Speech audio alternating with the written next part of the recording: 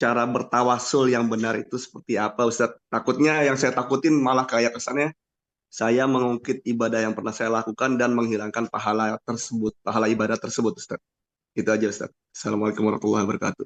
Waalaikumsalam warahmatullahi wabarakatuh. Ini saya pegang buku 37 masalah populer. Dalam pembahasan tentang tawassul. Dalam pembahasan tawassul itu ada satu hadis sahih Al-Bukhari. Membahas tentang bagaimana ada 3 orang yang terjebak di dalam gua. Lalu kemudian orang itu berdoa kepada Allah Subhanahu wa taala. Ya Allah, berkat sedekahku, bukakanlah pintu gua ini. Terbuka pintu gua karena sedekah.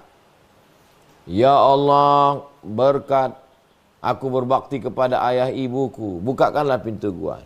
Terbuka. Halaman 206.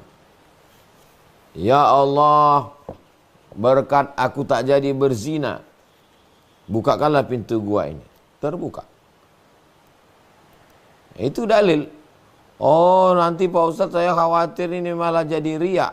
Kita kan ngomongnya sama Allah, bukan live streaming. Live streaming kita dengan Allah Subhanahu wa taala. Nah, jadi bertawasul dengan amal saleh pada halaman 206 tak dapat terbantahkan lagi tentang hadisnya adalah hadis sahih. Jadi mintalah kepada Allah Subhanahu wa taala. Ya ayyuhalladzina amanu, hai orang yang percaya, ittaqullah, takutlah kepada Allah, wabtaghu ilaihil wasilah. Bertawassullah dengan amal soleh. Minta kepada Allah Subhanahu wa taala. Ya Allah, berkat ini, tolonglah aku ya Allah. Begitu juga ketika sebelum baca doa, baca Al-Fatihah. Bismillahirrahmanirrahim. Alhamdulillahirabbil alamin arrahmanir rahim maliki yaumiddin iyyaka na'budu wa iyyaka nasta'in ihdinas siratal mustaqim siratal ladzina an'amta 'alaihim ghairil maghdubi 'alaihim waladdallin amin. Allahumma shalli ala sayyidina Muhammad wa ala ali sayyidina Muhammad. Berkat surat Al-Fatihah yang kubaca ini ya Allah. Itu namanya bertawassul dengan amal soleh. Amal solehnya apa? Baca Al-Fatihah.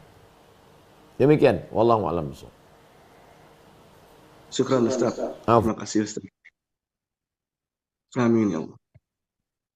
Baik, terjawab Pak Haris ya. Baik, lanjut saja supaya efisien waktunya. Kami persilakan ke penanya berikutnya. Ibu Khairun Nisa, Kautsar. Assalamualaikum Ustadz. Waalaikumsalam warahmatullahi wabarakatuh. Terima kasih Bang Alvin sudah diberi kesempatan. Saya mau menanyakan polemik yang sekarang lagi terjadi karena adanya peperangan di Palestina dan Israel. Sebagai bangsa Indonesia, kita bersikapnya harus seperti apa? Karena adanya perusahaan-perusahaan atau bisa secara khusus seperti restoran yang mungkin secara global terafiliasi dengan Israel gitu, tapi mereka tidak menyatakan statement yang tegas, tidak membela atau mungkin kontra gitu. Tidak seperti cabang-cabangnya yang di luaran yang bisa memberi tindakan yang tegas dan statement yang tegas. Tapi kebetulan di Indonesia statementnya tidak tegas apakah membela ke Israel atau tidak. Nah, yang mau saya tanyakan itu kebetulan perusahaan tersebut punya banyak karyawan Indonesia dari bangsa Indonesia gitu. Dan bagaimana sikap kita sebagai Muslim yang berkelas? Terima kasih Ustaz. Satu, Islam itu mengajarkan keberpihakan. Kenapa burung pipit dibela sedangkan cicak dibunuh? Karena keberpihakan. cicak tidak berpihak. Cicak berpihaknya ke yang membakar Nabi Ibrahim alaihissalam. Burung pipit berpihaknya dengan menyiramkan. Jadi Islam ini tidak mengajarkan kita menjadi orang yang abu-abu, tidak berprinsip. Jadi kalau ada perusahaan internasional buka cabang di Indonesia, yang kita lihat mana? Yang kita lihat internasionalnya. Kalau dia mensupport Israel, maka kita makan di sini support Israel. Makan di sini rendang Minangkabau. Ya, makan kita makan rendang kita. Ini yang jelas mensupport Palestina. Ya Pak Ustadz, tapi ini karyawannya banyak, ininya banyak, kontribusinya banyak. Dia menjadi besar kan gara-gara pasar kita. Jangan lupa pasar Indonesia ini besar luar biasa. Ya kita hidupkanlah pasar kita. Ya, jadi jangan berdalih-dalih. Kita hanya mencari-cari dalih saja itu. Keberpihakan. Yang kedua, kita ini mencari kebenaran, bukan mencari pembenaran. Perusahaan ini lain Pak Ustadz. Mana mungkin dia bisa buka franchise kalau tidak ada support dari induknya di atas. Karena kita ramailah maka dia buka. Maka karyawannya jadi ramai. Kalau tidak, ya kita hidupkan. Jadi jangan kita berpikir bahwa kalau ini mati, karyawannya mati. Enggak. Kalau ini mati, karyawannya akan berpindah ke tempat yang kita hidupkan. Memangnya kita kalau tak makan di sini, kita nggak makan. Kita tidak makan di sini, kita makan di sini. Kalau kita makan di sini, maka yang kita hidupkan ini besar. Karyawannya akan pindah ke sini. Jadi jangan kita mau disesatkan dengan pikiran orang lain. Atau malah kita disesatkan oleh pikiran kita sendiri. Ini pentingnya keberpihakan di zaman sekarang. Masalah produk kosmetik. Banyak sudah alternatif produk kosmetik saudara-saudara kita orang Islam. Kenapa mau kita pakai juga orang yang mendukung LGBT, mendukung Israel? Sekian persen dari duit kita itu akan dibelikan peluru untuk membunuh saudara kita. Masa kita mau juga? Bodoh kali kita. Demikian. Wallahu a'lam bishawab. Baik, terjawab Ibu ya. Terima kasih, Langsung. sangat tercerahkan. Terima kasih. Siap. Kami persilakan berikutnya Kak Fatimah Al-Tahirah untuk menyampaikan pertanyaannya dengan singkat, jelas gitu ya. Tafadhol. Baiklah, Assalamualaikum warahmatullahi wabarakatuh. Waalaikumsalam warahmatullahi wabarakatuh. Terima kasih kesempatannya, Kak. Izin bertanya, apa tentang rasa takut tadi? Nah, apa hukumnya saat mencontek apa atau membuka Google secara tanpa tahu dosen kita itu kalau kita mencontek lewat Google gitu, Ustaz. Nah, terus di besok berikutnya pas UTS itu tuh dosennya tidak bisa datang dan diwakilkan oleh dosen apa namanya itu? Mengganti Asisten. asisten. Asisten dosennya itu memperbolehkan kami mencontek, Ustadz. Apakah boleh?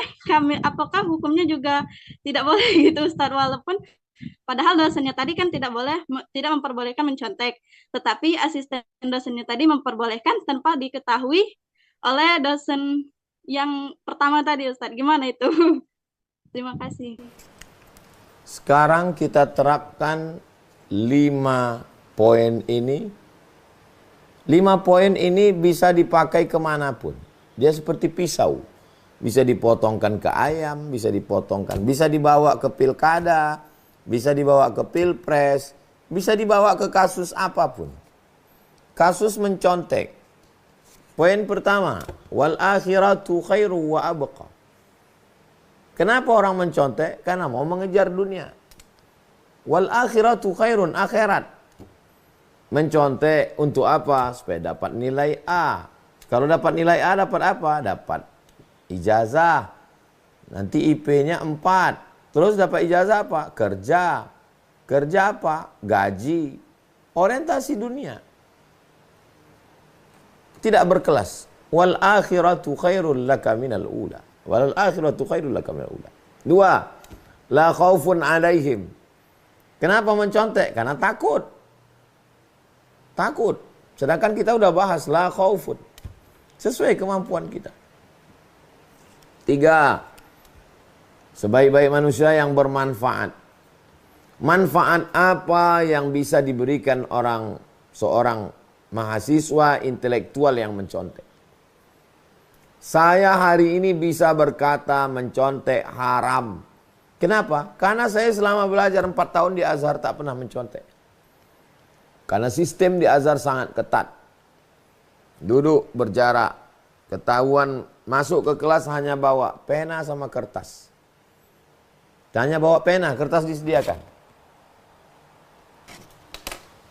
Saya bersyukur diletakkan Allah di Al-Azhar. 4. Ridha Allah. Apakah bisa mencari ridha Allah dengan mencontek?